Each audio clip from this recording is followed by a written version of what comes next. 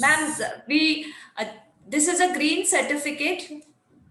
Please Okay. accept this as a token of appreciation from Jaipuria Institute of Management, ma'am. Thank you so much, Usha ma'am. This is a pleasure indeed. A very nice token that you have shared with me. I will remember this for We'll be my life. mailing you. We'll be mailing you. It can be tracked anytime that you can see your tree growing, ma'am. Okay. So nice of you. Okay, ma'am. Shall I share my screen now? Yeah. Are you? Yeah.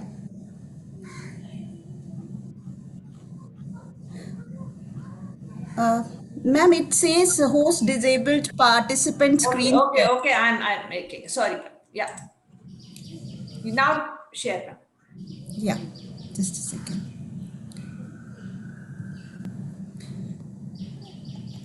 Yeah. Just a moment. I'll put it on the full slideshow. Just a minute. Just a second. Okay, so here we all are in business analytics FDP. I am into a galaxy of very renowned personnels, and I'm very happy to be a part of a very small star in part of that galaxy. And this is how I will begin. You know, business analytics has become such an important stream of study nowadays that in fact you cannot ignore it. There are some things in life, no, which you say you can love me, you can hate me, but you can't ignore me. Here you can't ignore business analytics, the importance of data analytics, the importance of big data, the importance of blockchain, and so on. Right? You have all been studying these since so many years, but it was never so formalized as now we talk about business analytics. So with that, Dr. Neetu Saxena is in front of you to take you through to a small journey of business analytics use cases. I have, in fact, no, to just introduce you this particular topic. Actually, when I was told that I have to speak on business analytics use cases, then I thought, oh my God, so many use cases are present. What will I speak on? So I actually tried to find out some of the most important cases. But before we go on to those 10 very important cases like Google, Facebook, Amazon, Ralph Lauren, Tesco, I have taken them from a series from various industries, right? And this will give you a perspective on how data analytics has been in use in across all industries, across the corporate sector, not only in the corporate sector, but also if you see there are many other areas where you see government departments where the business data might be used. You might have seen in space technology that data technologies have been used. I have not reached to that level, but I will definitely be able to take you through to the business analytics use cases in the corporate world. But before that, I will definitely come up on actually where do we start from, no? Before I start taking you onto a journey of Google or Amazon, let's first begin with one by one. And this is how ma'am, I think is this screen obstructing the view for PPT, or is it fine? It is fine, ma'am. It is Everything is fine. Okay, I thought the screen is coming in front of me. Okay, so what is happening, business analytics is useful as it brings about cost efficiency. You can see in this image cost reduction it brings about. You can develop new products and services through business analytics. It can definitely foster better decision making, better planning. So I have written all these things such as cost efficiency it brings about. Initially, definitely you will have to spend a lot on the building infrastructure, spending on the technological development, etc. But once established, you can definitely have that strategic perspective, that long-term view, which will give you the cost efficiencies, those cost leadership things in the future. Right. So risk reduction, better planning, improved financial performances, targeted efforts, all of this has been achieved by companies during the course of usage of business analytics. Now, what else business analytics has done? Business analytics is a very broad term. It is not that we started using it now. It has been in usage since ages. In fact, to tell you the truth, people first used to do it manually. Later on, they started doing it through certain computer networks. Now we have sophisticated software, sophisticated learning languages, which are using building up machine learning algorithms, sequential learning. You have seen the concept of blockchain. Everything has come up into the perspectives, and technology is developing at such a rapid pace that you cannot ignore it in any of the fields which you see. Okay, so I have business analytics is a broad umbrella that I have written, and basically what does it imply when I talk about the business analytics umbrella? It is basically business intelligence that is included. Like, what do I mean by business intelligence? You want certain information on your customer. You want certain ERP solutions, enterprise resource planning. You want certain SAP solutions. All of this requires certain amount of knowledge from the business intelligence systems, right? But nowadays we do not remain confined to that business intelligence. No, there were days when we were only using marketing research, when we were only using all these simple things, no, that are part of business analytics, that is the statistical models, etc. We have gone ahead. What is that gone ahead means? We are talking about Internet of Things. We are talking about Industry 4.0. We are talking about artificial intelligence. We are talking about smart cities, smart homes, smart devices. Everything rests on data. Nothing in this world is actually working without data. You have to accept the importance of data. You have to learn to play with the data if you have to make something good about in your business, right? So we have talked about business analytics hold a big umbrella holding business intelligence and advanced analytics. Now, advanced analytics will comprise of all these things: artificial intelligence, IoT-driven business models. Now, came COVID times, you have seen the importance of artificial intelligence. You must have seen these websites which have been developed, the models which have been developed, mathematical models which are predicting the second wave, the third wave. Maybe they were not very sure about the second wave, but they are saying that the third wave surety they can predict to a certain extent. So predicting the future demand, like post-COVID, what will be the demand for vacations? Post-COVID, what will be the demand in the health and beauty sector? Post-COVID, what will be the demand in the robotics? Post-COVID, will e-commerce be the order of the day, or people will still visit the physical retailing, right? So optimizing the supply chain solutions, one of the best fields of management or that you will see nowadays, which has developed to a lot of extent in the last 2 decades, and the success of businesses is depending on that particular premise, is supply chain. Now, you have seen how you can bring about efficiency in the supply chain, how you can actually order your inventory in a better manner, how you can actually be never falling short of your inventories in your retail store, how you can always have your order tracked properly when they are on the way through GPRS systems, how you can actually involve all that technology such as RFID, barcoding, etc. to optimize your supply chain solutions, right? So further, we move on to inventory management. You've seen this concept of inventory management since ages: economic order quantity, ABC analysis, everything. Now, basically, we are thinking about how to optimize our inventory in such a way that there is no wastage, that there is no extra expenditure, maximization of profits in minimal of resources. That is what we are aiming at. Now then, further, we move on to retail retail analytics, and many other tasks. So business analytics definitely has helped retail in so many ways. They do consumer profiling, they do market basket analysis, as sir has told.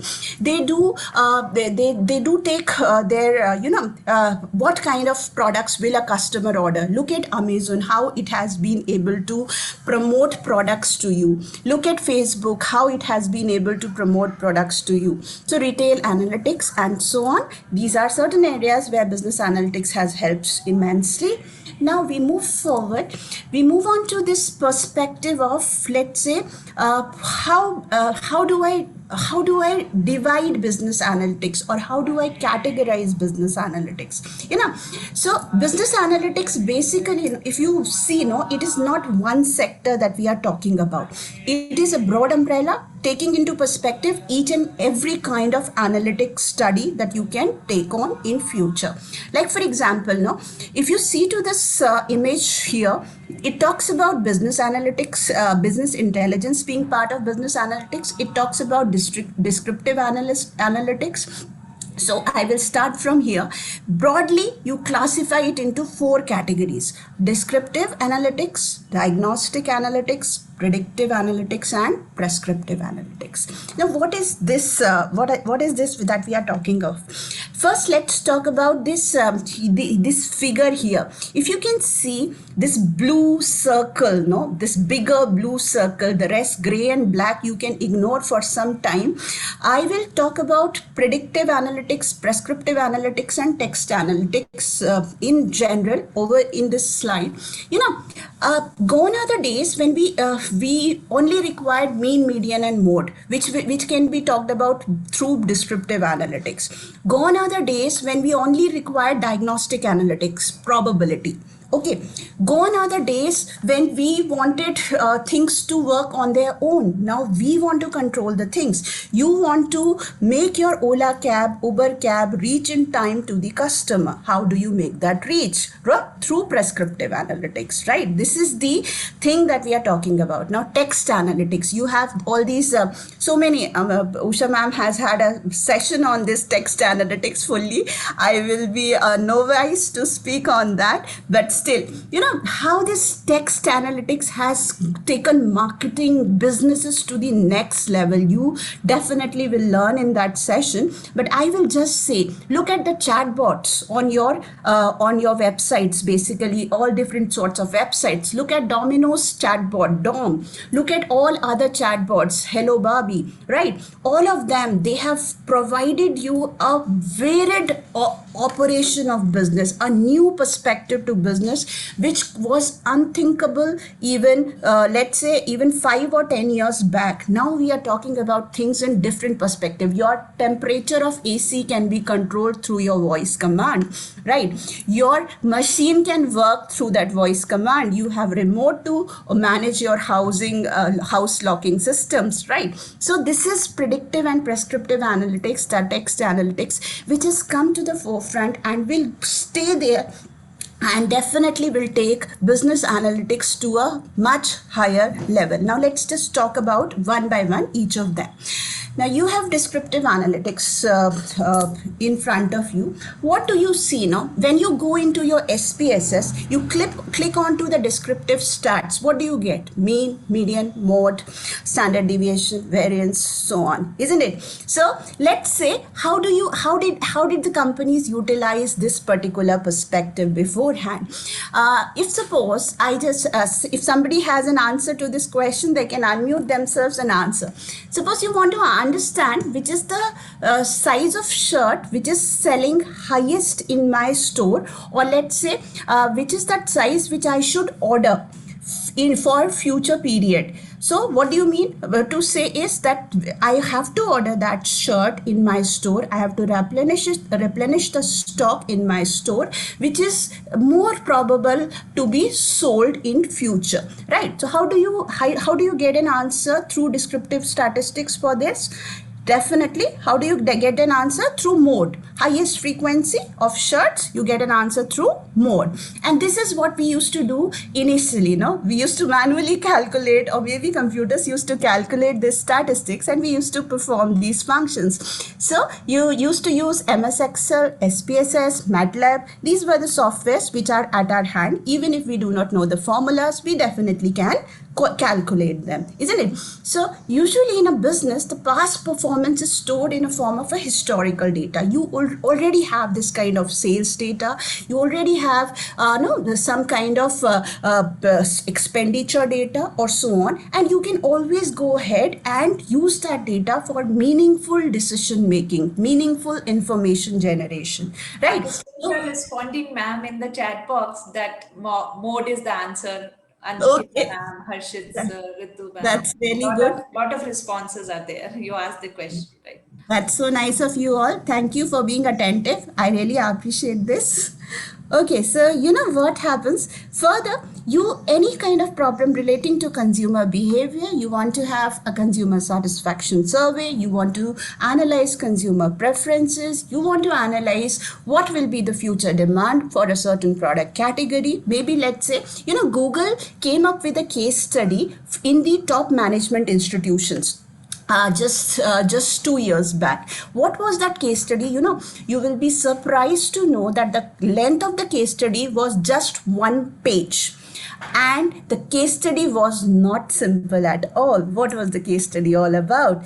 The business students, in fact, they had to predict the smart homes demand in future, or let's say how many number of smart homes will be there by 2022. They had to predict that. Now, definitely this was a pre-COVID scenario when they came up with this case study. Now the things have all topsy-turvy. Maybe things have to be changed, but they wanted the students to analyze what may be the demand for smart homes in future, and what is the they also defined how do you actually talk about smartphones, smart homes. So other than your smartphone, how many smart devices should be there in a smart home? At least 2. Now what does that mean? Either you can have a smart Alexa like thing in your home, or you have a smart AC, smart TV, so on. Then you define smart homes, and they came up onto this case study. Now this was one of the recruitment case studies for the top business graduates that you can see. They just wanted them how they analyze the data, right? Simply. And this data could be analyzed easily through all these statistics that we have been talking about. Okay, now let's move on further. We have this called diagnostic analysis next. Now data, is unevenly distributed. You will not get the data the way you want it, right? It will be haphazard. It will be lying in chunks. It will not be in the form that you want it. So you will have to mine that data, and a diagnostic has to be performed on it. So it makes use of probabilities. You can see over here, trend projections, business cycles, seasonal patterns, trend with seasonal patterns. What all of this, this can be done through this kind of diagnostic analysis. So it makes use of probabilities, that is the likelihood of occurrences of event. It analyzes the root cause. What is the problem here? What is the client wanting, and what is it that customer is not responding to this particular product, right? So analyzes the root cause. You can have a time series data. It can forecast sales by analyzing the trends, right? You have this regression analysis that sir also talked about in his session. Then you can also go ahead further by utilizing conjoint analysis. You have so many different kinds of, just a second, I will try to minimize this. Okay, so you have diagnostic analysis utilizing conjoint analysis, attribute prominence, principal component analysis, and so on, right? So all these things again you can do also in SPSS right now. But companies right now, sir said, why you should learn coding? Why you should learn coding? Because the softwares will not be as per your specifications. They will be different. They will be general softwares. They will not be pertaining to your specific problems, right? So if you want to make a software as per your needs, Facebook and Google definitely will be making their own algorithms, their own machine learning algorithms. They will never be dependent on all these softwares which are already available. Maybe to a certain extent they are, but not in a complete manner. Okay, so we move on then to predictive analytics, right? So what is this predictive analytics? You can see here, what do you want? Definitely, we as humans know, if we are, we just somehow, if we are able to think of what may be the uncertainties that may be lying in future, and you are able to control them, then you feel more confident, you feel better in control of the situation, and so on. So, predictive analysis takes care of deeper insights, unknown patterns, customer understanding, high business performances. You can always think of taking up big strategic decisions such as mergers and acquisitions, also based on this data analysis. Then finally, also predicting the consumer behavior or the employee behavior, or anybody who is a stakeholder in your research. You can always go for predictive analysis to predict the behavior of that respondent. Now, what does it do? It predicts future outcomes, right? It predicts the probabilities of occurrences. Like, this event is going to happen in future. Let's say COVID is going to end, right? So, or let's say the third wave is going to come. But when will the third wave come? Will it come or not come? Surety of occurrence of the event in future is still questionable. So predictions are made in a sense that you are not sure, but even if you know something that is going to happen in future, you are still in a position to make use of that particular perspective and frame up your reference. Okay, so companies require trained data scientists to work on machine learning algorithms to do this prediction thing.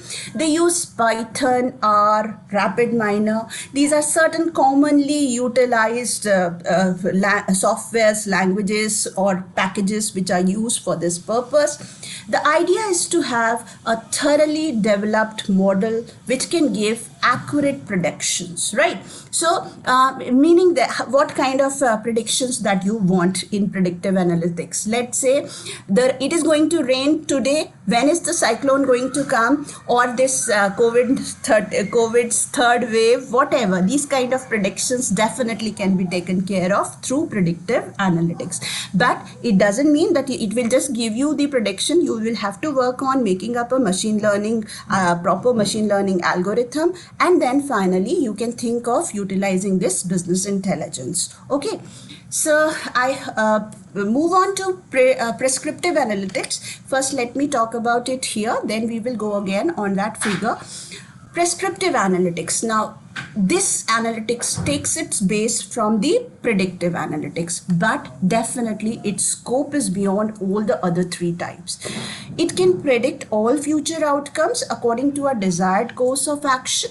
It rests on a premise of a strong feedback system. Like what kind of a feedback system that you require. So in predictive analytics, you are taking up feedbacks of doctors, you are taking up the data, how the virus has been mutating and so on. Similarly here, you might, like for example, you have this Ola and Uber cars, and you want to book a taxi, and you want to book a taxi within 10 minutes, it should reach at your doorsteps. So all the different kind of flow charts will be put up into the system when the algorithms have been designed, and they will take into consideration each and every aspect. What are those consideration? Is the taxi nearest to me? In what time do I require it, right? What kind of taxi do I require? Do I require a sedan or do I require a SUV? Where do I want to reach? All those options again are to be fed into the system.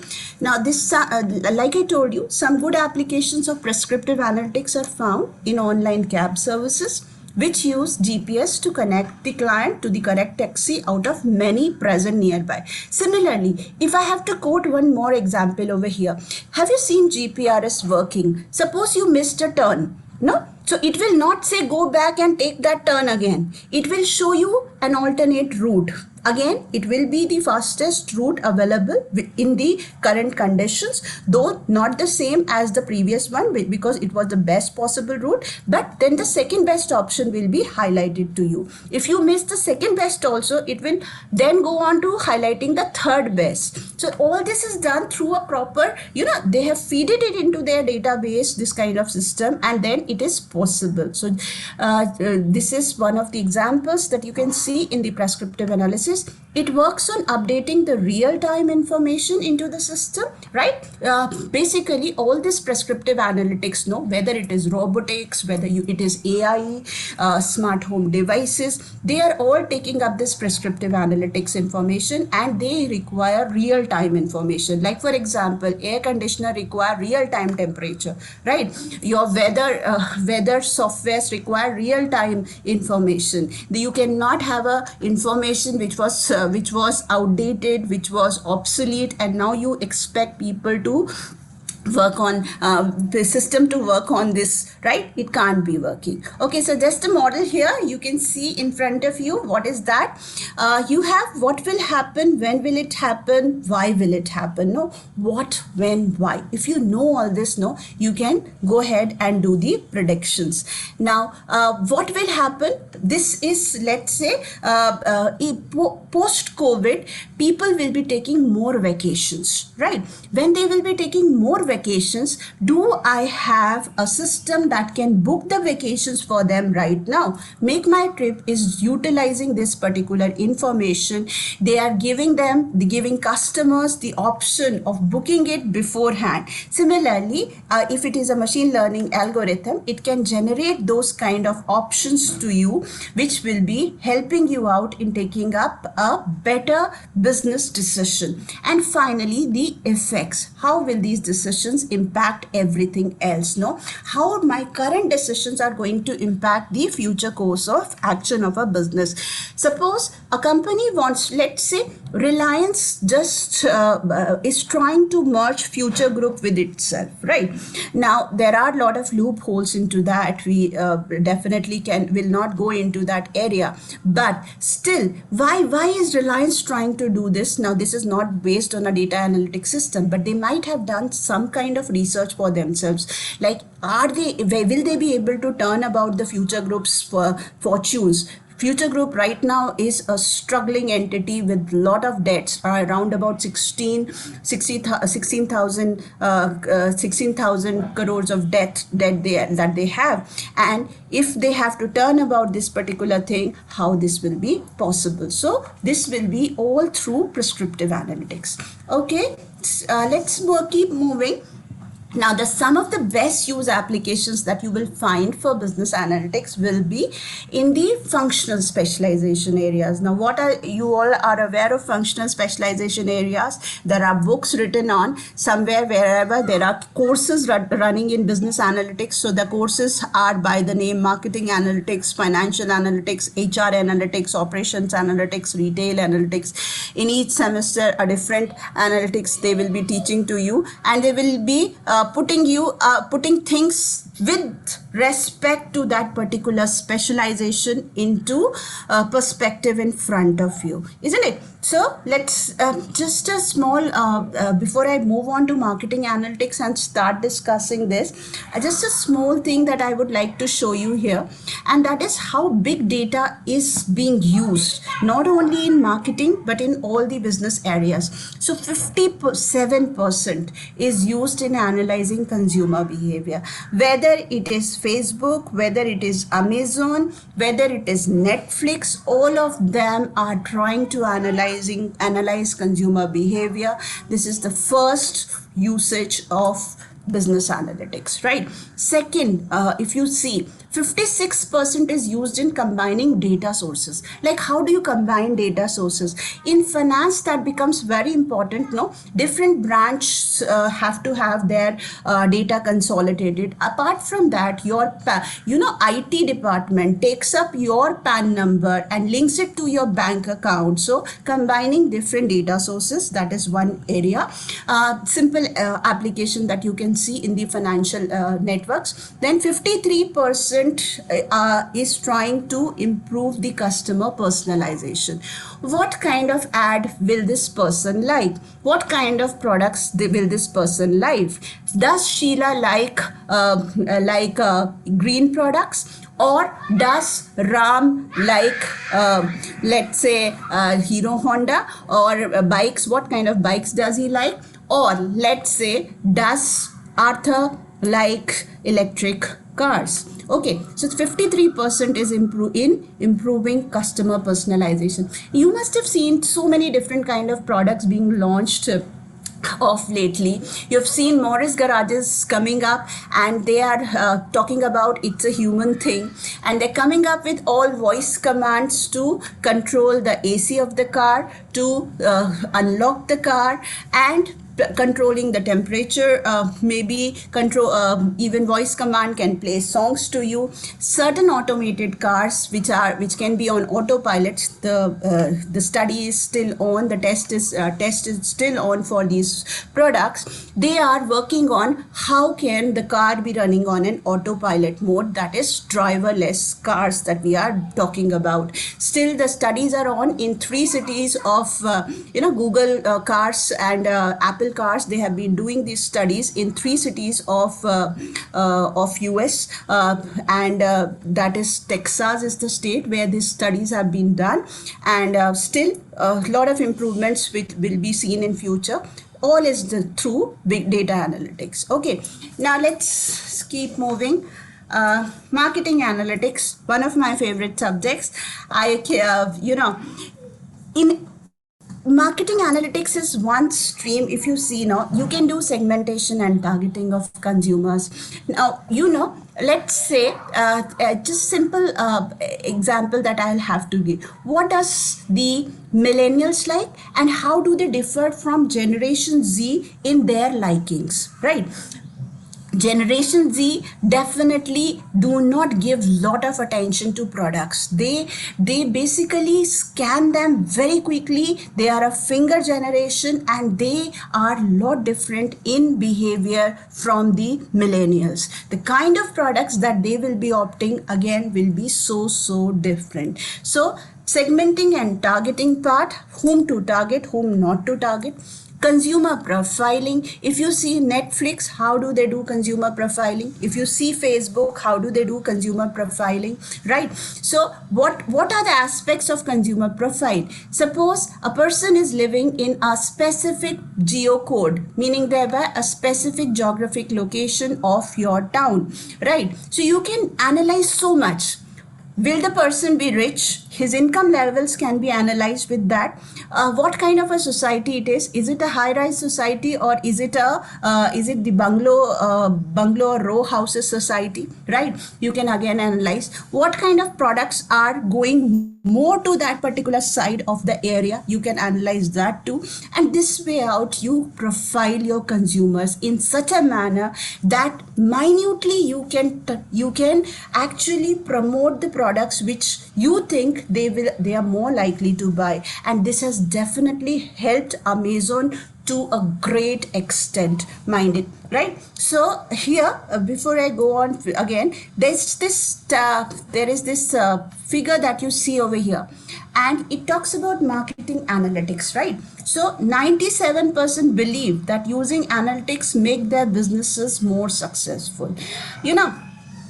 companies which have started in after 2000, like Facebook, like Amazon, like Google, they are essentially data based companies. No, for them utilizing data was never a difficult proposition. For them it was an easy thing to do. But think of those companies such as Walmart.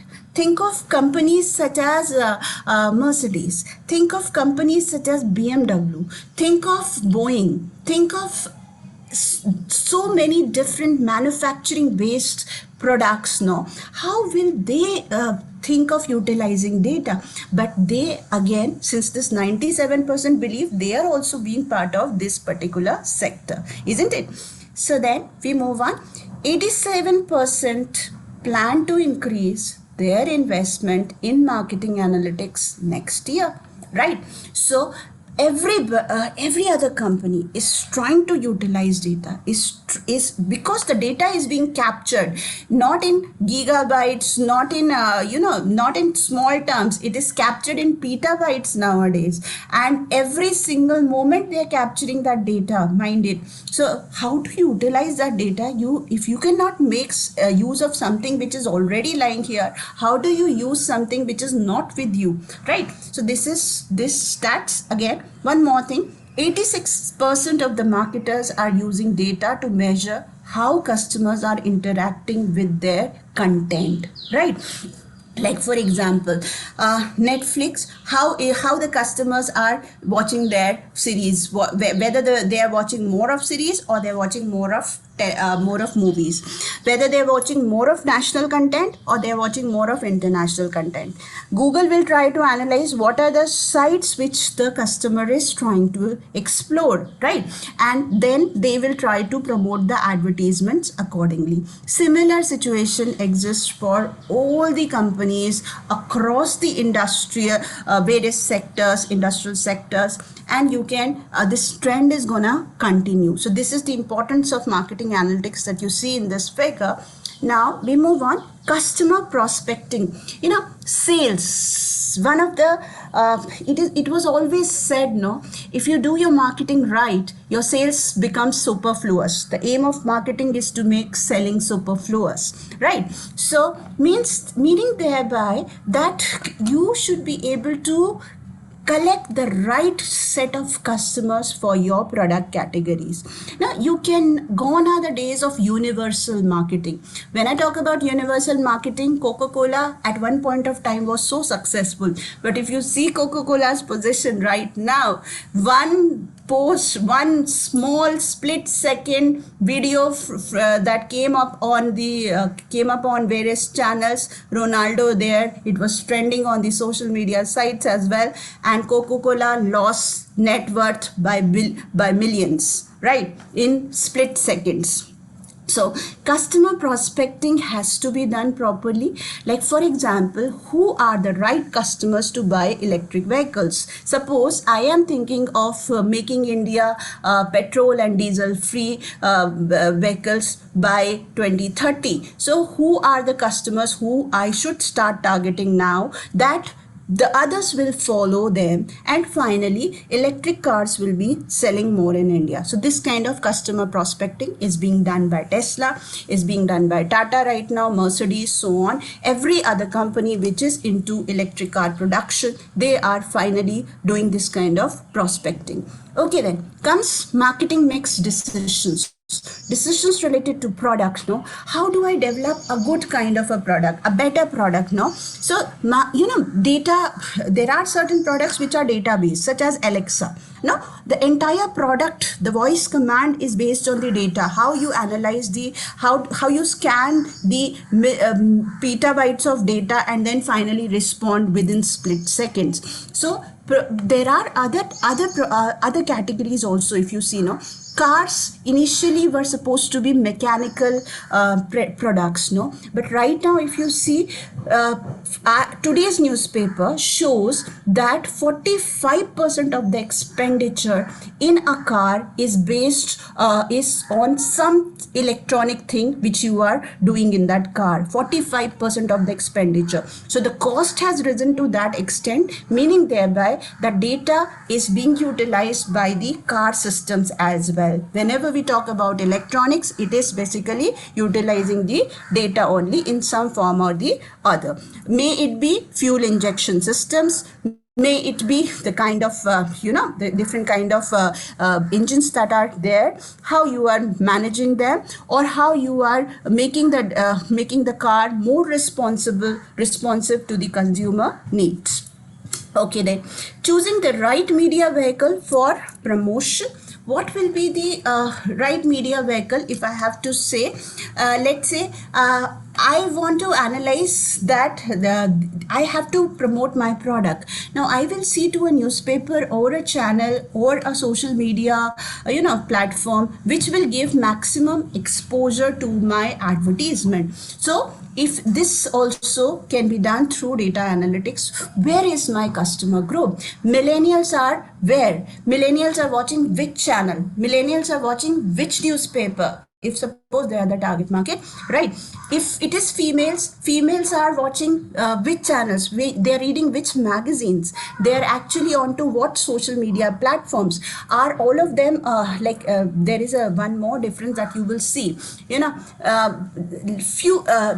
Generation Z will be completely on Instagram, millennials will confine themselves to Facebook and YouTube still, right? They will be a little bit reluctant to move on to Instagram or Twitter or so on. So on leaving the political people or the celebrities, they are there on the Twitter, but the normal people will still refrain from Twitter. Okay, so choosing the right media vehicle for promotion, developing new channels of distribution, that's the next thing in designing marketing mix. Let's say, how do you develop newer channels? Tanishq, a jewelry store. Jewelry is the last thing that people will think of purchasing online at one point of time, and that made Tanishq a little bit reluctant or a little bit slow in moving online, right? When they saw Carrot Lane, Bluestone so effectively doing showing their products on various medias, various online medias, then they finally actually took a leap into the social media. And when they took a leap, definitely there was no looking back. If you right now see all these traditional jewelers, even look at traditional cloth houses, the designing houses, they also have gone online. So developing newer channels of distribution, be it network marketing, be it your catalog marketing or online marketing as such, what will be the best channel that also can be found out easily through data analytics. Okay, right. I hope it's going good and all of you are still attentive or not. Are you? Okay, let's move on. Just a little bit welcome break here. Okay, let's go on. Financial analytics, everybody.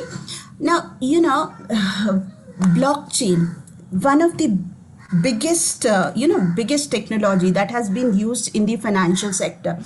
Why blockchain? Why not normal big data? Because blockchain stores data in blocks. Whenever a new set of data will come, you can link it to the old data set and you can make a blockchain out there, right? So when you are thinking of managing NPAs for bank, that is non-performing assets, minimizing them. When you're thinking of business risk mitigation and management, the banks are utilizing this. The security companies, when I say all these shares are being managed through the financial analytics, you've seen those graphs, whenever you go on Indiabulls site or ICICI Direct site or HDFC Bank site, you must have seen those financial data analytics chart, which shows the trend in movement of the share, how it has moved in a year, in a month, month, in a week, in a day. They will show you each and everything and will tell you how to actually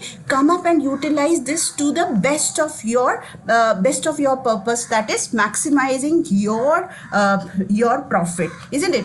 So economic predictions such as you have predictions related to GDP. You have right now people are saying GDP growth rate will be 13%, 7%, 7.5%. They have been revising it like anything over all these years.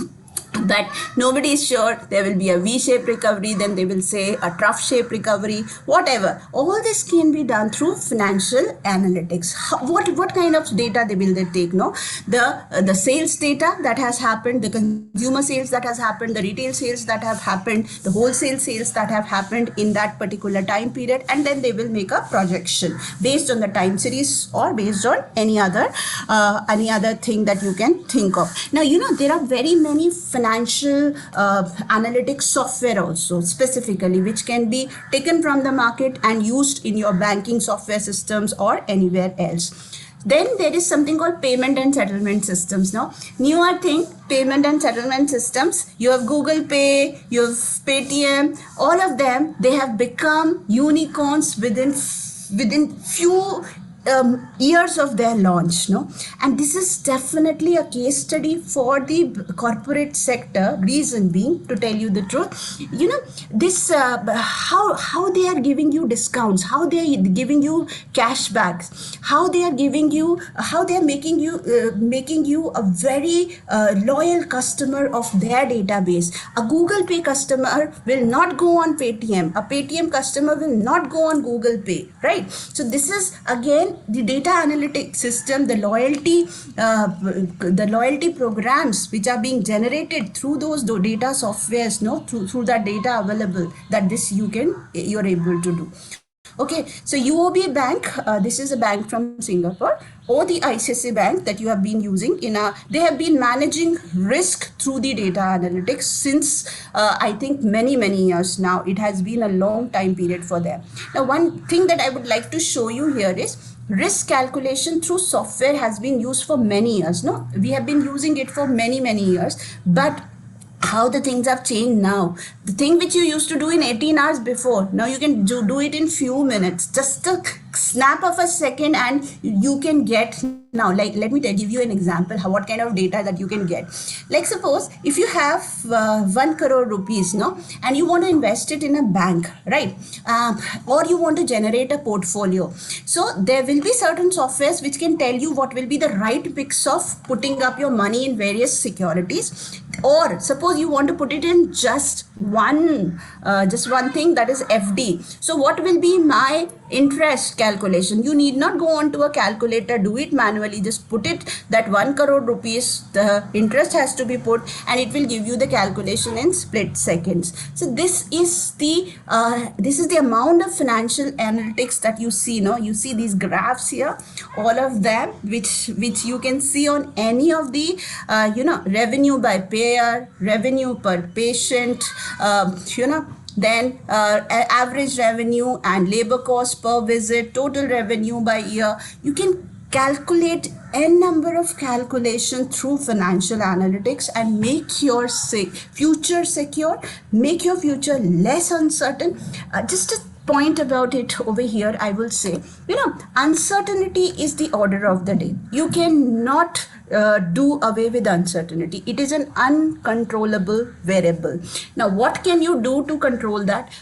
It is an uncontrollable variable. You will come back. No, if you can quantify uncertainty, that is called risk. Right? And that is what we are trying to manage here, mitigation. So what amount of risk is there? 10%, 20% in this. They will tell you. Or let's say, what is the return that I'm getting? 12%, 15% in gold if I'm investing. That's what it is. Okay?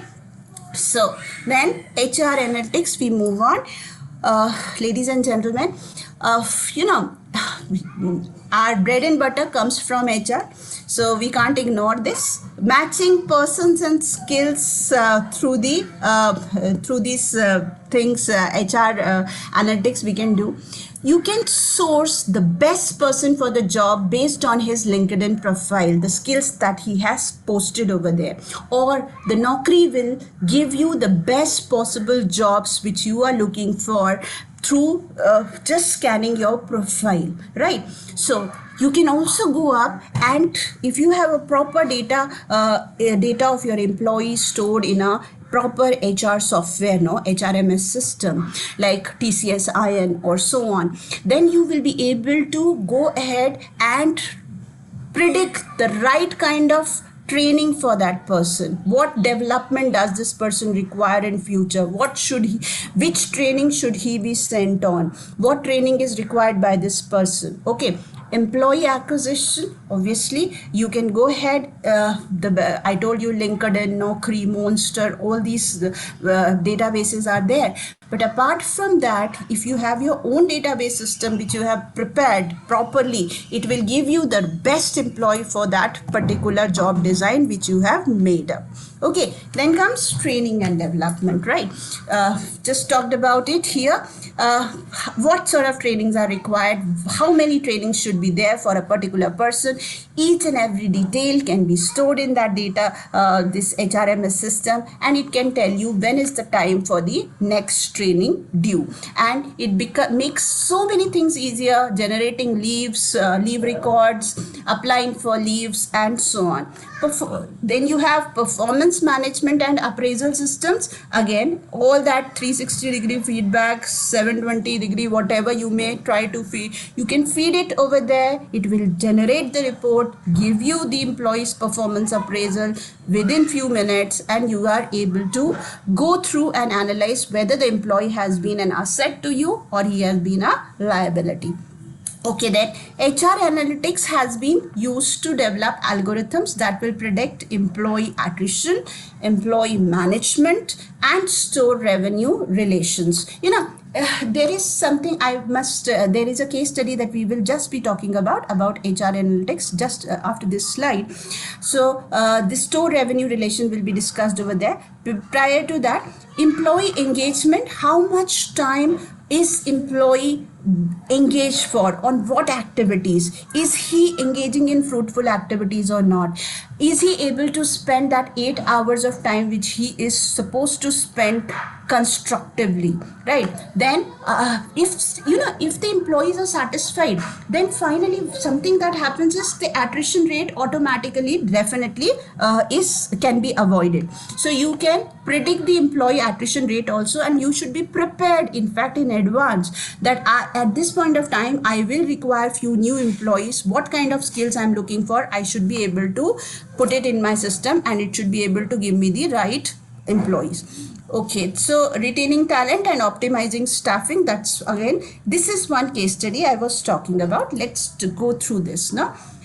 This is a shoe retailer, Clarks. It is a UK based shoe retailer, and they are utilizing HR analytics algorithm for better employee engagement. Okay, so what did they find out in the data? First, let's talk about how did they generate the algorithm. The algorithm works on the premise that every 1% improvement in employee engagement leads to a 0.4% improvement in business performance. So if you are able to engage your employees constructively, you are able to engage, just incremental increase, small increase, that is 1% improvement in employee engagement will give you 0.4% improvement in business performance. That means your sales will rise, your customers will be happy, your brands will be recognized nicely across all levels, and so on. So for this, how did they go about? They shortlisted 100 best performing stores and calculated the team strength of all those stores, and realized that frequent shift adversely affects store performance. So if you're transferring one employee from this store, Times Square store, to another store or so on, it definitely adversely affects the team morale. It also affects the employees. No, employee might think, oh, what was I not doing pretty well over there that they are shifting me.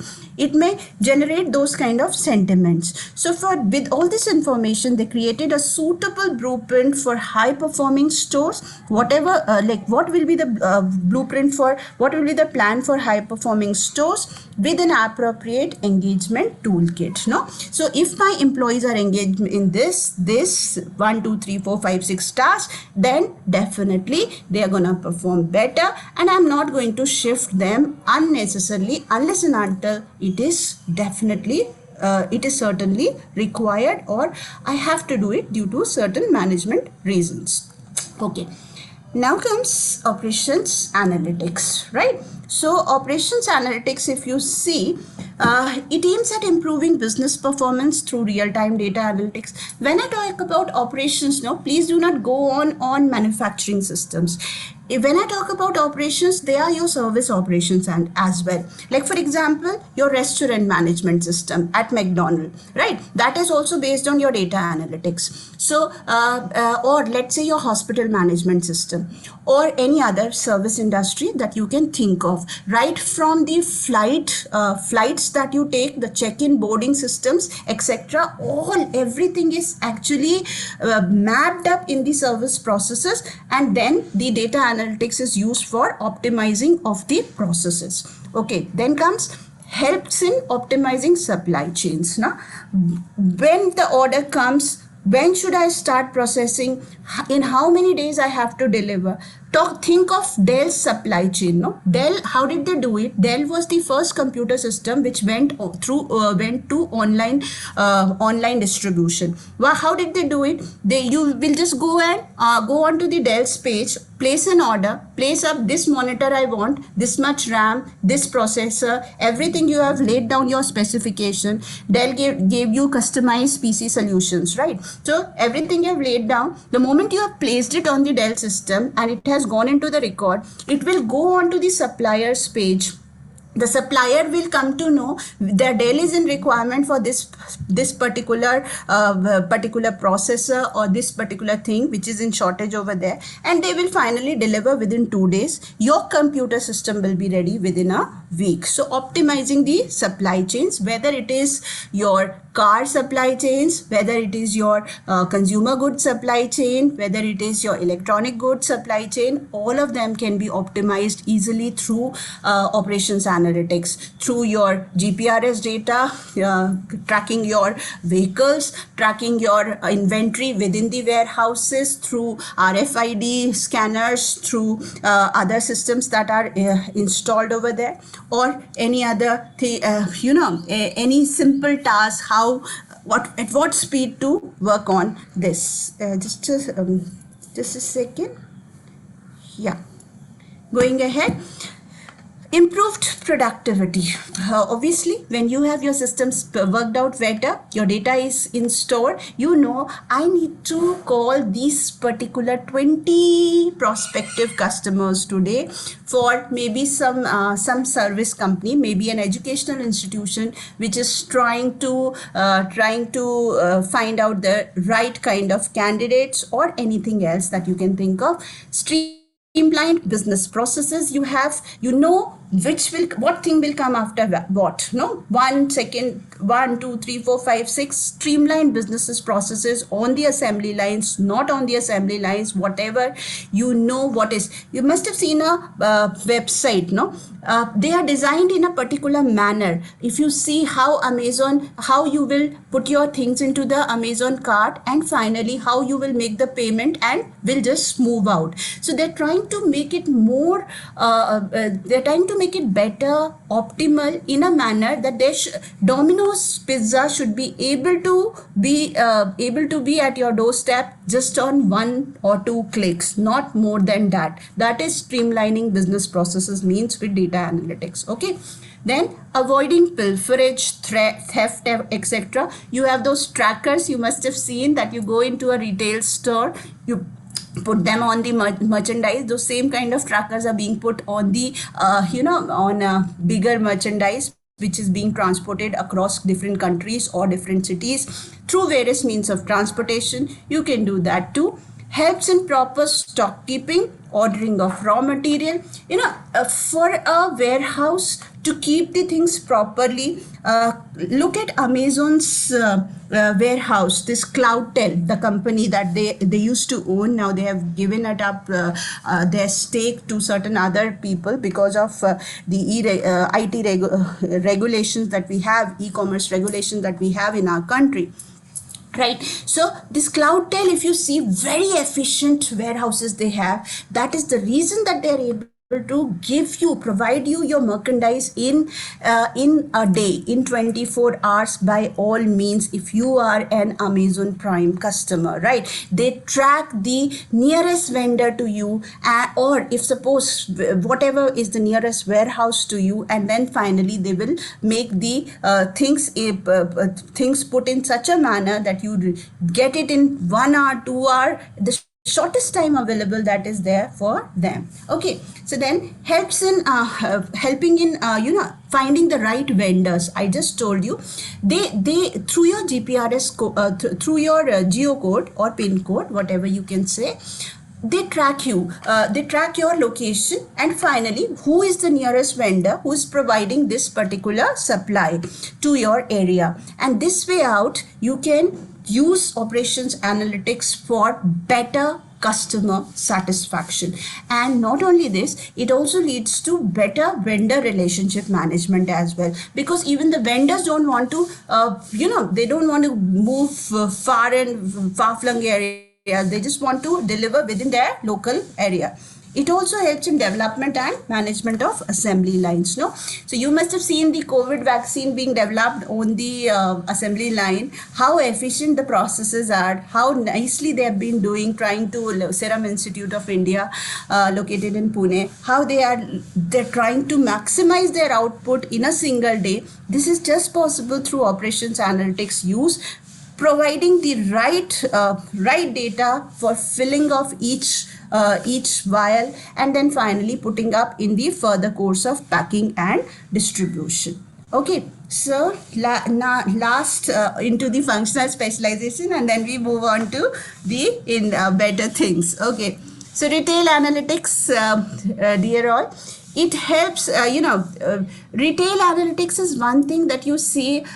Retail stores came into existence, that, like I told you, Google and Facebook, they came into existence after 2000. So they definitely know how to use the technology. When they know how to use the technology, they have been the ones who are using the best of technologies. So they are using all these things, barcoding, electronic billing, RFID trackers, product trackers. They are trying to understand how the footfall happens. What is even if the footfalls are happening, why the sales are not happening? What is the reason? The moment you put up one, you take up one product from the shelves, and you keep it in your hand. There is if suppose it is a sensor based product, it will be recording your movements. It will record your movements. What all did you see? How many seconds did you keep it in your hand? And finally, why didn't you take it up? It will record all those. This is the sensor based technology which the retailers are using right now in their stores, right? In our country also, but abroad they have definitely made their stores very, very efficient. We'll talk about that Amazon's e-store just now. Managing SKUs. SKUs are stock keeping units, right? So in a retail store, there are more than 40,000 SKUs, for a normal retailer. Can you think of 40,000 SKUs being managed by 10 employees? It is just impossible, So all this is done through data analytics, right? All this is going up into the computer systems, which quantity is to be replenished when Suppose, let's say there are Gucci bags, right? In yours, there is a store selling Gucci bags, and right now the store is having just let's say 1 month of inventory left. Now, you know, in order to replenish those Gucci bags, you have to, at least there should be 15 days or so. So when is the reorder time? The computer system will pop you that particular information. This is the time for reordering. Sometimes there are systems which are inbuilt, which will reorder on their own if you have made the settings in such a manner. Okay, then category management. Which categories are selling hotcakes? Which categories are selling with which another categories? Cross-selling, upselling, each and everything is done through retail analytics. Now, market basket analysis. If suppose a customer is buying noodles, definitely what all things is he likely to buy? He's likely to buy soya sauce, tomato sauce, and the other ingredients which are required for noodles. So where to keep them? In the retail stores, retail analytics will be at work. Okay. Traffic management. How do you manage the store traffic and your employee? Employee have to be engaged along with that traffic. So when is the traffic less? How many employees will be required at that point of time? When the traffic is more, how many employees are required? In which section of the retail stores? And they will keep on announcing in certain stores that you are required in this particular section also. So product placements, where do I keep these? Which place should I keep it? It should be at eye level, and all these things can be analyzed through normal person's instincts, or how do you analyze the consumer behavior? But how do I place the products in such a manner that they get maximum sales? This again is done by retail analytics. Helps in customer relationship management. Your birthdays, your anniversaries, you keep on getting those beautiful messages from the retailers. Like they keep on promoting you certain schemes also, some loyalty schemes that are there. So that thing is done through customer relationship management. Matching employee shifts with store traffic. I just told you. Suppose the on weekends the traffic is more. So how many employees will I be required? Will they be doing double shift or so on? Many software predicts the order time for categories and helps in matching demand and supply. Like I told you one example of Gucci bag. Similarly, for each and every category that you see, they have their reorder points set. There are Excel sheets which are prepared, which are feeding. There are data warehouses which are storing up that information, and finally those data warehouses are giving that information back to you whenever it is required, and you are never out of stock. You are never never in troubled waters. Okay. So here we have a retail analytics, some image that you see. You can get consumer behavior insights into by using retail analytics. Who is my segment? Who is my target market? How do they buy? What all things do they buy together? What is the frequency of purchasing? When are they purchasing? All these things this way. If suppose you have taken up one jewelry from Tanish in maybe last year this time, you are most likely to get a message from them around this time again, maybe because they think that you do purchase at this time of the year or something like that, or they'll give you message on birthdays or anniversaries, but they definitely track your movements as well. So this is consumer behavior insights. Marketing strategies, right? So what is my optimal branding that I require for this retail store? How it should be seen, whether it should be seen as a tech-based retail store, or it should be seen as a normal physical retailer. All those kind of marketing strategies, your distribution channels, your supply chain management here, everything will be active. Your promotions, where do I promote my brand? Does my brand require prime time promotions on televisions and your newspaper, or will it be doing pretty fine without doing that? Okay, so then personalized offers. No, sometimes you get offers. This is a very beautiful example that I will give. We take this A2 cow milk. It is a fashion right now. So we take this A2 cow milk. When you're living in a big city, that is an option. All these kind of sustainable brands being promoted to you, and you definitely enjoy taking them. So we have been taking this A2 cow milk from Provilac brand, and this brand kept on giving us incentives each month, every month, some points or some money, that cashback that they give. So we have accumulated around, in 3 years time, I have accumulated a good amount of points that I can purchase 1 month of milk without making a simple penny of payment, right? So this is how you this retail analytics gives you personalized offers based on combos. Kama Ayurveda keeps on giving me offers based on whatever purchases I have done. So this is again a part of retail analytics. Then store optimization. How do you optimize your store sales? Matching the employees with the sales, matching the timing with the sales, coming up with sales promotion offers, coming up with sales promotion schemes, coming up with loyalty bonus schemes to the customer. That is how you might optimize your store operations. Then comes customer satisfaction. What happens with customer satisfaction thing? Every company wants to satisfy their customers. At one point of time, we used to say that what men want, what women want. Now it is what customers want. Actually, everything is all about setting on customers. What do I want, right? So customer satisfaction, what leads to satisfaction for them? What are the store services that give them happiness, that give them delightment?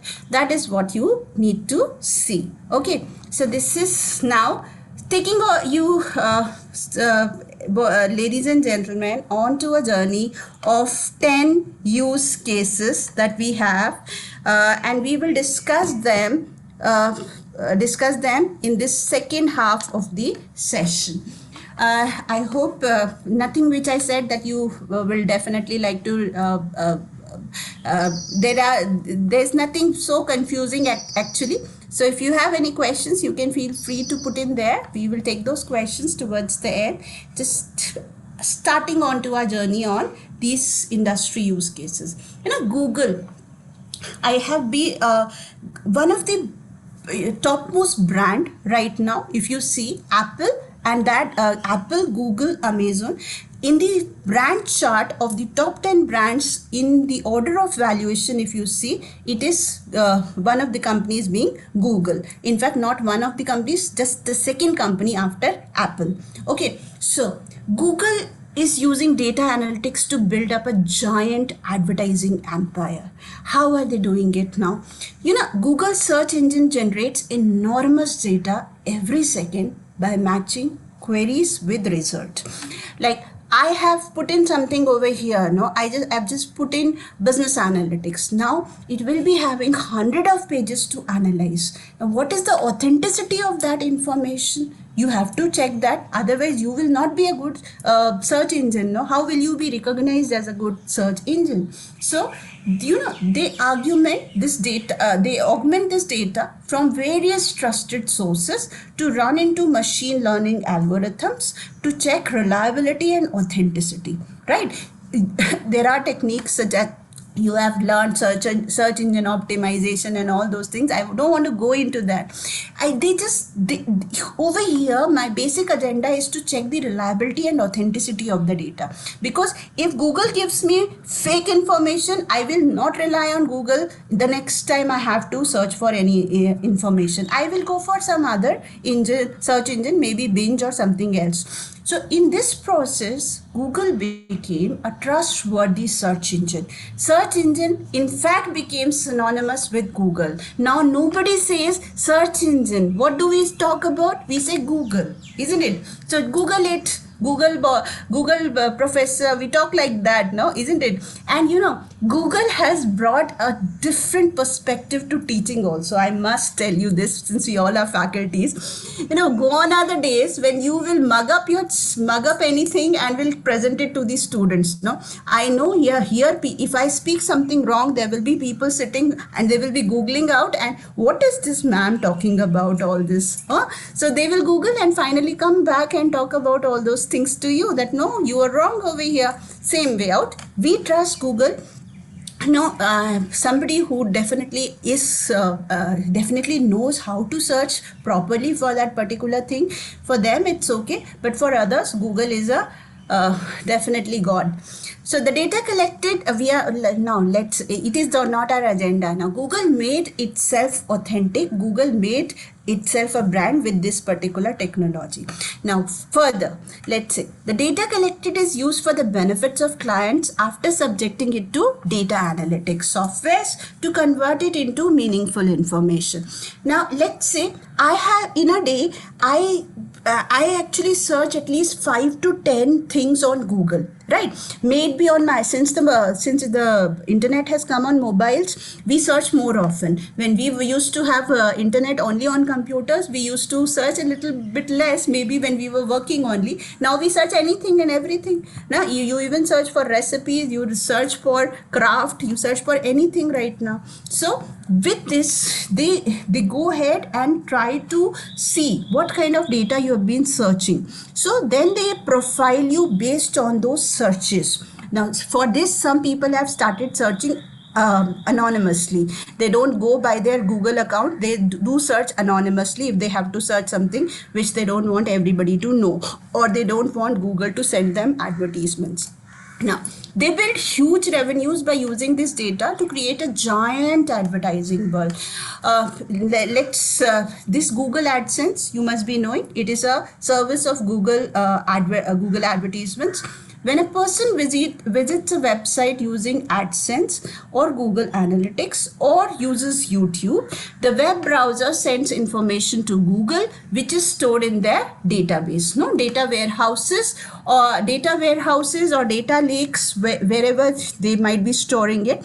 Now, two things all of you might be knowing about: data warehouses store structured information, data lakes, and data lakes can store unstructured, semi-structured, and structured information as well, right? So the information gives them access to your IP address and PIN codes as well, where you are living, in which society, which area of Pune, which area of Bangalore, right? This information is used by Google for further suggestions and opportunities for advertising product. Facebook has this also. They tell you what are the marketplaces near to you. Similarly, Google goes ahead, give that screened data to their clients, whosoever is using Google Analytics. They will give that kind of data to their clients, saving your privacy. They will not tell your date of birth, they'll not tell your email ID, but to a certain extent, a lot of information might be given in this process. So, which seems relevant to the customer's profile.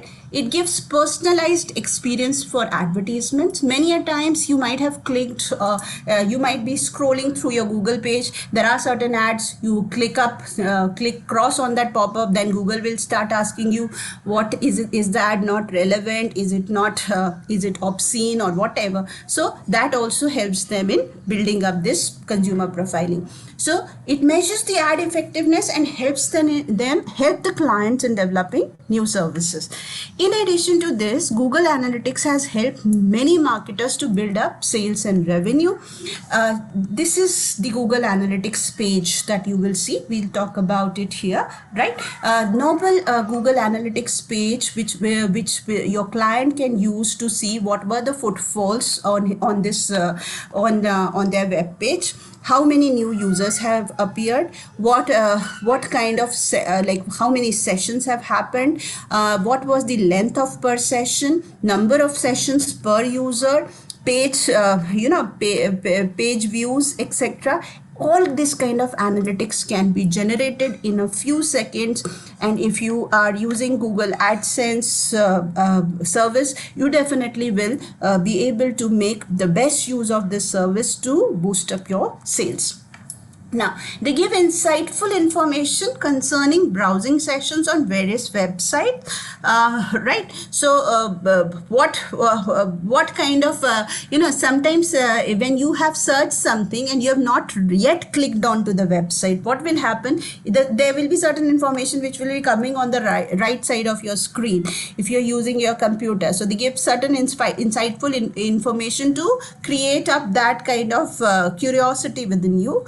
They categorically mention the results of various sessions and if the browsing resulted in sales or not. We just talked about that. How many people have landed up onto your web page or seen that advertisement and have purchased the thing or have just walked out without purchasing anything. It helps advertisers in saving time for collecting information. It gives them advertising spot information and helps them in being cost effective.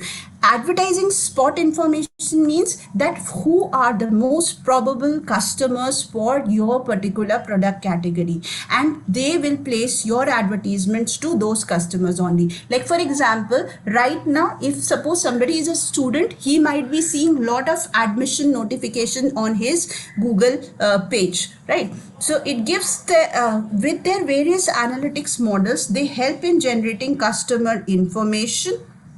They help in generating customer information, and also they give people a perspective that the customer will be in need of this at what point of time, in what quantity, and so on. This kind of information also, if you use advanced analytics, they can generate. Now, this is one company, if you see, Mum's World. No, Mum's World was able to generate a 300% return on their ad spending. 300% return, meaning thereby, gone are the days when you used to pay a handsome amount of money for that small 3x2 newspaper ad or 2x3 newspaper ad, or that prime time advertisement during the 9 to 10 on television. Right now, people are utilizing these social media sites for advertisement, and that is how Google has made the big giant advertising world. And this has made things easier for the new type of companies. This has made things easier for newer brands as well, how to promote them, and this has resulted in generating higher returns for whatever you have been spending. Okay, so 300% definitely is a good amount. Okay, we move on. Facebook now. How Facebook became a mega advertising platform with the use of data analytics, right? So Facebook, you see, is a company which never actually was conceptualized thinking about advertisement, right? How they were conceptualized, that it should be a social networking site. In fact, within that college premise only it should be working. When it was conceptualized, it was like that, when Larry Page thought of that. But later on, Facebook thought of making it a commercial platform for making up money from their social media platform, and they utilized data analytics for this purpose. Facebook explored opportunities to generate revenue using social networking, right? Facebook warehouses stores 300 petabytes of data, which is constantly analyzed, and various objectives such as which brands to promote, which advertisements can be matched with specific consumer profiles, right? To tell you all, it is very difficult. The number of brands that are there out in the market, a normal customer cannot comprehend and absorb that information for usage. So Facebook gives you a perspective to those a link to those brands, which you are more likely to enjoy, or which you are more likely to buy. Suppose you have seen a Myntra advertisement, right? So if you have spent more time on Myntra advertisement, it will start promoting those similar kinds of websites to you. And mind it will store your personal information to itself. It will keep it secure and will only share that which websites this customer profile you can promote to. So they will share that kind of data only. Now the Facebook algorithm, if you must have seen, continuously screens the customer profiles and matches products and brands to the various profiles. If you have seen your Facebook news feed, no, somebody who's a regular, just you must have seen after every 2 news feed item there is one Facebook post, right? How is the advertisement post, in fact? So how is this possible? They are continuously scanning your profile to promote brands to you.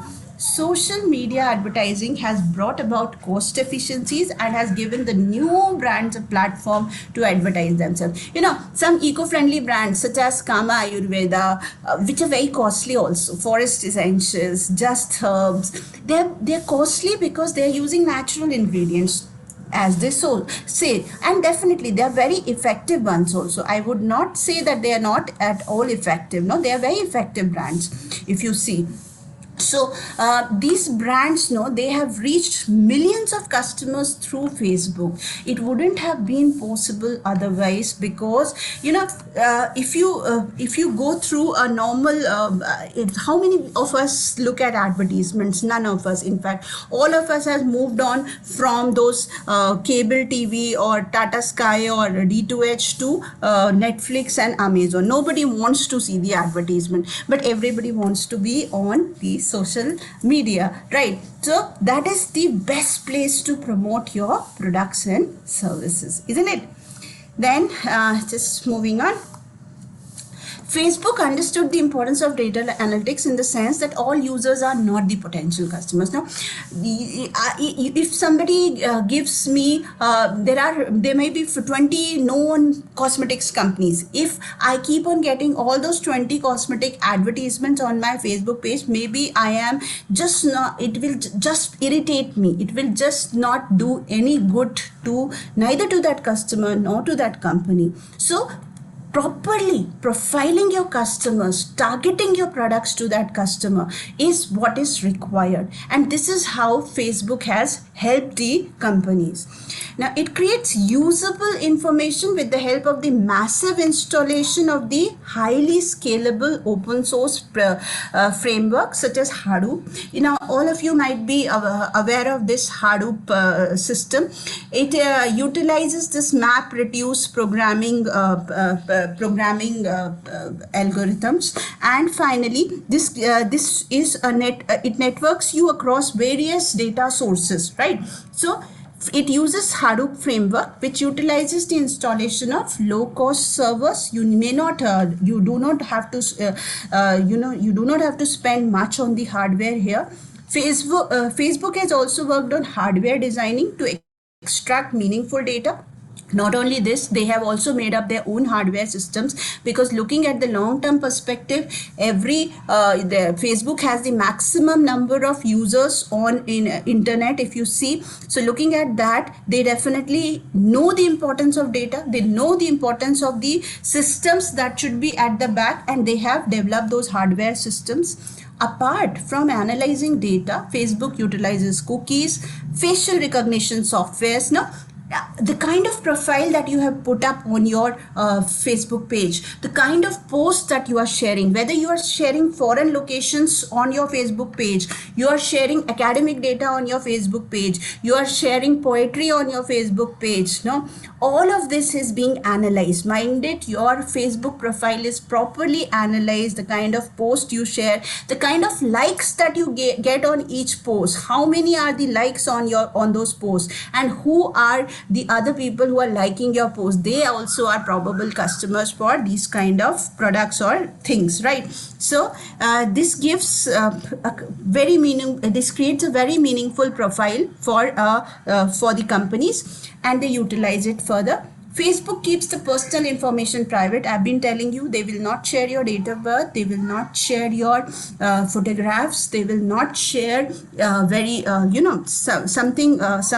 some information which is private to you only, but they will go further and try to share that extracted information for the marketers through their data analytics algorithms that will give them a better opportunity to market their products. Now, some marketers have interactive marketing portals also. Like for example, you just clicked on to Big Basket. Now Big Basket is showing you certain products things, and you are just scrolling through your Facebook page like this, and in the end it will say see now, no, or shop now. And the moment you click on shop now, it will ask you to install that Big Basket app. And once you have, suppose you have already installed that Big Basket app, so it will take you to that Big Basket app page on that product category, and you can, in an instant, you can buy that product, right? It will be just a matter of time. There are certain people, there are certain studies, in fact, which have happened, that how many people are going for this hedonic shopping on online by watching at these online display of products and products and other things, right? So this is one thing. This has led to impulsive purchase and hedonic shopping. Now various reports can be generated based on Facebook, such as Facebook competitor analysis. If you have your page on Facebook and you are a marketer of certain brand, you can go for Facebook competitor analysis, video and picture analysis of that, how many people watched that video, who are the people who have watched your video and are interested in your brand, how much time did they spend on that video, did they just click on the video and went out, or they spent a considerable amount of time. Picture analysis, how many likes you have got for a certain picture, all those things. Okay, so the pages liked reports can give a fair idea of consumers' interest, whatever be the pages you have liked, like such as the Better India. I like that, I have liked that page on Facebook, so it keeps on sending certain posts. With that, I have seen that I get certain brands associated with it also, so it tells a lot about my preferences, my values, my lifestyles, right? So again, we move on to Amazon. Amazon is another company which is building a building a big empire, huge empire with the help of data analytics, right? How does it do it? Now, all these companies know Amazon, they are such, they are earning handsomely, they are expanding their wings beyond horizon, they are just doing wonders for not only for themselves, they have opened up a plethora of opportunities for many small businesses, Amazon being one of them, right? So Amazon offers such huge varieties of product that at times it is impossible. I told you 40,000 SKUs, 50,000 SKUs.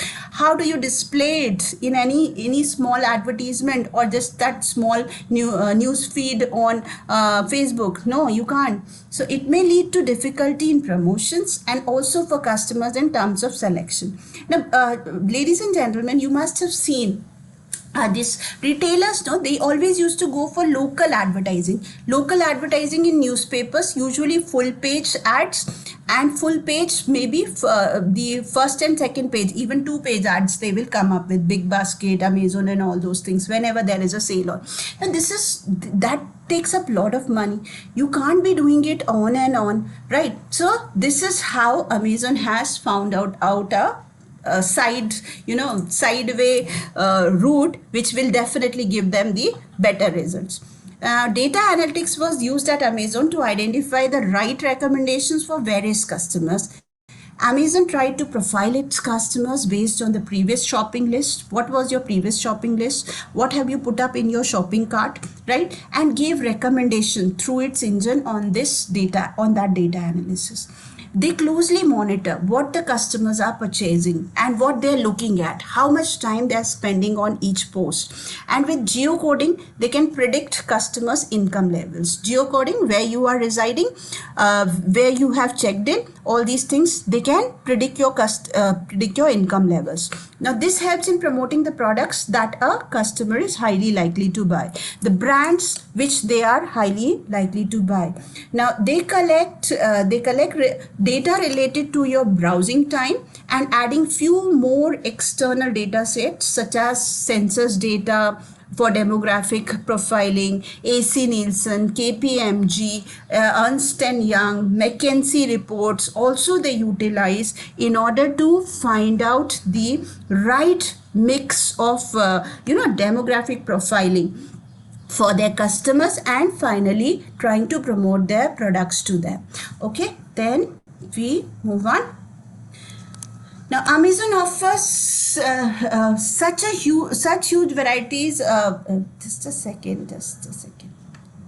It's not moved in. I am not on here.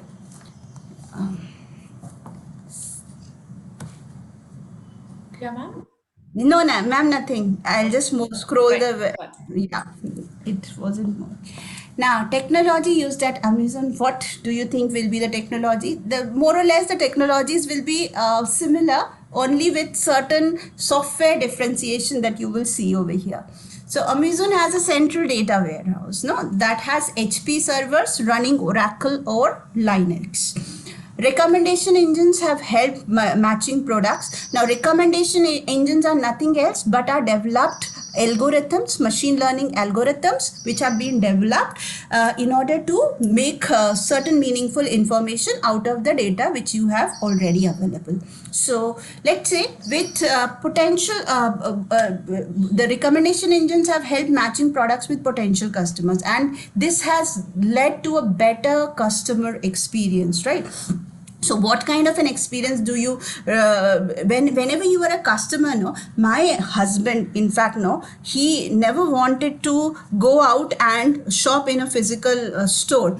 With the advent of this Amazon big basket, he's the happiest man on earth, and I think many of the others also will be, right? So why do they like this? Because whatever they want, the system is so easy, the check-in and the checkout is so easy that it makes them so happy. So this the kind of products that they want, that is easily searchable for them, and he never has enjoyed normal shopping, but he enjoys online shopping, I think, to a great extent. In fact, I would say Amazon also utilizes the automated tracking of products and their warehouses to achieve efficiencies in the supply chain. We have talked about this before also. What do? They will try to see your PIN code where you reside, and they will match the correct vendor to your PIN code. Now this will obviously be done by certain data analytics system which is working at the back end, right? And this will lead eventually to the efficient delivery systems, which is only possible through this particular exercise. So it's like matching the right taxi in the quickest time available to the, and this is what is required. People sometimes people say, I have been thinking of that, and it is there on my Facebook page. It is there. I have been thinking of this product, and Amazon is giving me options for buying this page. So all this thing is happening because of this algorithms which are working at the back end, the data analytics system which is working at the back end and providing you the right recommendations and the right delivery options. Okay. So Amazon data analytics systems also recommends the nearest warehouses to be used for efficient deliveries. Whichever is the nearest warehouse, like they have certain locations only where their warehouses will be, and usually they are on the outskirts of the town, not present in every town, only present in some big cities only, and from there they will try to deliver, cover a specific area, a specific circular area where they can reach easily. Now how does Amazon do all this recommendation? Where do they collect the data from? Amazon utilizes Alexa's voice recording system, number 1. Kindle's highlighting for book recommendations, that is number 2, and anticipatory shipping model for predicting which products customers with a certain profile is more likely to buy, apart from personalized recommendation systems. So your voice recording systems at work, your Kindle's highlighting system at work, your anticipatory shipping model at work, look at the data catch points. So many data catch points that they are catching up the data and then putting the right product in front of you. Each system has its benefit and gives Amazon access to enormous amount of data, which is then utilized for generating better experience. Now, this Amazon's personalized recommendation system utilizes behavioral analytics, and it generates 35% of the sales annually. Now you can think how Jeff Bezos has become such a big rich man, in fact. So in such a small time, he started his work from a small office, just utilizing the strength of e-commerce, utilizing the strength of the data. He has been able to generate such huge amount of sales. So 35% of sales comes through behavioral analytics. Amazon again utilizes data for supply chain optimizations, price adjustments in the sense whenever the price will fall, like you have been looking for a certain category and maybe you are not purchasing it. So whenever there will be a price fall in that category, they will notify the customer, screening purchases, whatever you have been putting up in your basket, your billing list, they will be purchasing, screening that. Return requests to avoid frauds, cross-selling, upselling, all is being managed through the proper data analytics systems which are at the back end. Quantity discounts, and at time also to modify physical stores wherever they are present. They changed these retail stores, they changed the overall look of their retail stores, not because the customer will like something new, just because it will give them efficiencies in sales, it will give them more number of sales, it will give consumers a better experience. That is why they change it. Now they utilize graph theory for selecting the shortest route, right? Map reduce programming algorithms that are there, best delivery schedules, and product grouping for reducing shipping costs. Okay, so they come up and try to find out the best possible solution, the shortest possible route, and it reduces their shipping cost as well. Now, coming on to the next case, that is Netflix. COVID times, they were desperate times, required desperate measures, and people who were not there on the OTT, they went on OTT. They, despite complaining the content is not for children, it is not censored, and so on. Still they there's somebody's mic which is on. Yeah.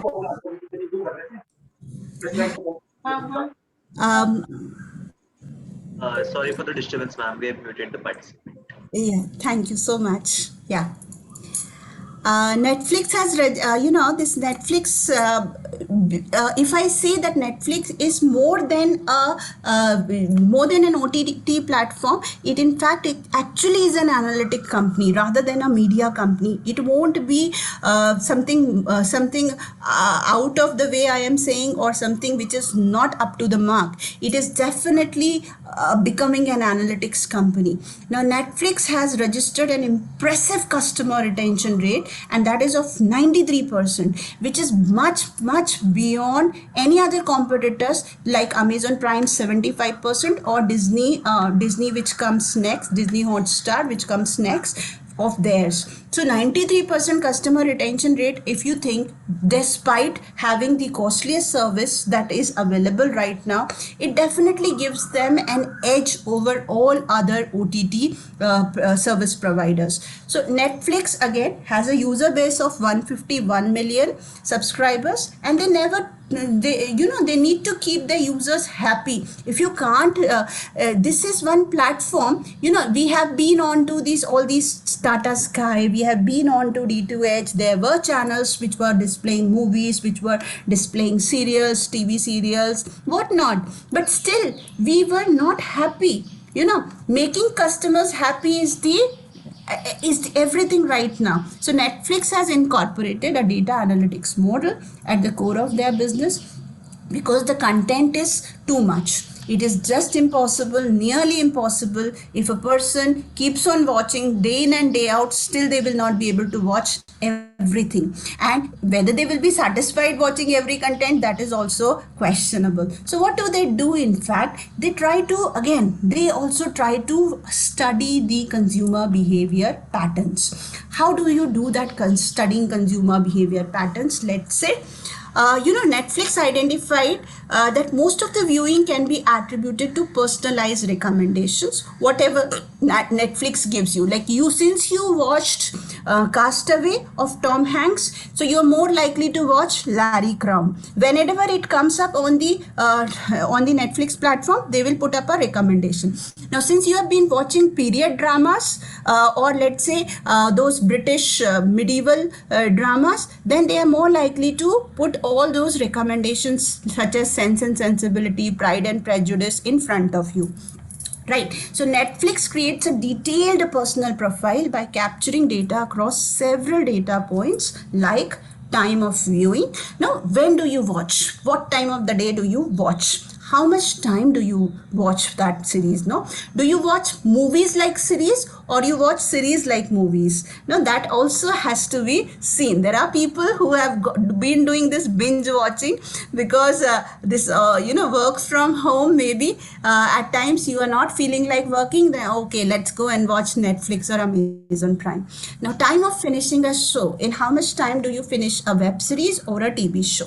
The device which is used, whether you watch it on laptop or on mobile phone or you watch it on a smart television, right? Do you have a Amazon Fire TV stick or any other Wi-Fi responder which you can make your TV smart TV with? Frequency of watching, how many times, do you watch something more than once also? Like there are children who have been watching cartoons more than once. Harry Potter has been watched one movie so many times. Okay, then did the customer resume the show after watching? Sometimes what we do, we go and watch a trailer and it seems to be interesting. We get to see the movie, then finally we go out. Oh my god, it's not my cup of tea. So did you return to that series or not? That also will give them a fair idea what to recommend to you. Which actors movie were watched recently? They have given you very many search options, but somebody who doesn't have search option, like I know international actors, I know Tom Hanks, I know Leonardo, I know Kate, I know so many others, so I can always search by the actors' names, but not everybody can, right? So they give you personalized recommendations. What is the customer's interest in terms of genres? Whether they watch romantic movies, comedy movies, rom-coms, actions, fictions, non-fiction, and so on, right? So if you have watched Merlin, fiction, again magic, so they will promote all the magic based shows such as Merlin, etc. to in front of you, and that's definitely delighting to a customer, because at times you feel so happy, and there are certain people who even feel depressed whenever the series is about to end. That also is the possibility. So this is just because Netflix has made them happy. It is because of that data analytics recommendation algorithm. Okay, now technology that is they are using, like I told you, recommendation algorithms, machine learning algorithms have been used. This data analytics also help in new product development and promotion. The kind of series that needs to be developed. If you see, Amazon has developed lot many series which are India based series done by Indian actors only, and they have been doing pretty well, because they know now they can't actually sell only the international content, so the nationalized content also has to be coming in. Now, based on the previous feedback, they know how to promote which show and to whom. they create 10 different types of trailers for promoting to different segments. Now, who is watching Netflix? That comes in, no? Like it was there on my who is watching Netflix, right? So if a kid is watching, they will have a different trailer. If there is a elder person, then they will be having a different trailer. Based on whosoever is watching, they will be having 10 different types of trailers for promoting to different segments. This advanced use of data analytics from the beginning has helped Netflix in excelling their viewer experience and has helped them in building up a huge customer base. Now, what is the basically the lesson that we need to learn from this case study, this powerful analytics model case? Enormous amount of data is generated each day. How do you turn it into a significant information which provides you better ROIs and branding? That is the part, because you are not alone in this corporate world. There will be number of competitors. Amazon is also competing for that space. Sony Live is also competing for that space. Hulu is also competing, right? So there will be so many competitors, and how you build up your ROIs, though you are the costliest in among all of them, still you are you're earning well. Okay, so this is the end of Netflix. Moving on to Rolls-Royce. What do you see in front of you? It is a very advanced car, maybe a driverless car, autopilot mode it is on, and you have seen these automatic cars being sold nowadays. No, people are preferring the automatic versions, the electric versions to a certain extent. The reason being what? No, people don't want to stress out when they are driving. In fact, in a given day, when you are going to your office in a metro city, you are actually spending 3 hours on commutation. Now, that was one of the reason, if you do the data analytics at the back, that was one of the reason that people switched to Uber and Ola, because they never wanted to drive. Now, but there are certain people who really take pleasure in driving, like me, one of them. So I definitely would not like to sit in a taxi cab. I would like to have control of the steering wheel, but not all time. Maybe at times I'm not feeling good also, and if I have to drive for long. So you look at this car which it is putting up into the focus in front of it. Now, what should be the speed of my car so that it doesn't collide with that car? How much speed should be maintained? How much should be the distance that I should be maintaining with that car? All is learned through data analytics algorithms or data analytics models that have been fed. Now, this is not what we are going to discuss in Rolls-Royce. Rolls-Royce, we have been moving till now. We have discussed all the database companies. Now I am moving on to certain manufacturing companies. Ma'am, you left with 5 minutes, I think. Oh, I'm just left with 5 minutes only. Okay, ma'am. I'll just quickly complete these cases. No, find it up. When you get lost up. No, we lost 5 minutes. Okay, so Rolls-Royce, this is they are using high power computing to think on the design processes, essentially identifying whether the design is good or bad. What have they put? They put sensors into their engines. The simulations on jet engines produce enormous data, which is then studied to identify the best design of engine. Now, how do I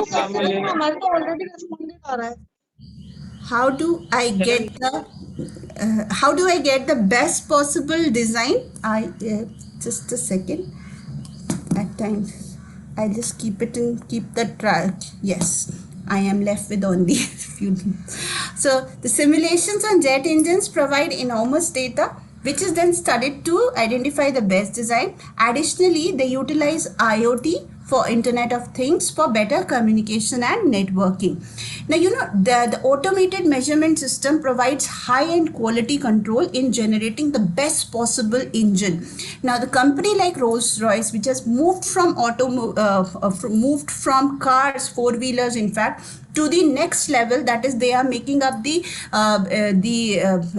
engines for aircrafts as well. For them, the importance of data analytics can't be ignored. The your aircrafts always are on autopilot mode whenever the flight is safe, right, in the air. So this generates this gives them lot of advantage in giving up the best possible engine.